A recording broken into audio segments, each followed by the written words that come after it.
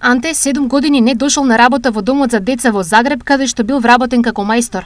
Деновиве судот одлучи дека тој мора да му плати на работодавачот вкупно 137.000 евра одштета, јавува Индекс.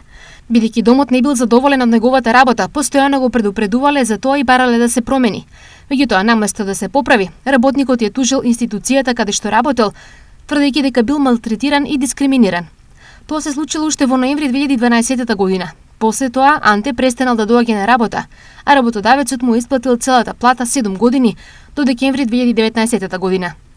За време на прекинот на работата, бидејќи тоа е законска обврска, од домот за деца редовно му исплаќале плата во висина што ќе му важеше доколку работеше. Во тој период, домот на Анте му исплатил вкупно 897.705 куни.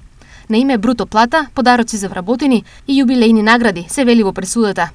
На крајот Анте не успеа да докаже дека работодавачот го вознемирувал врз основа на полот, го дискриминирал, го маловажувал, ја потценувал неговата работа и му го нарушил правото на достоинство, поради што треба да плати 137.000 евра.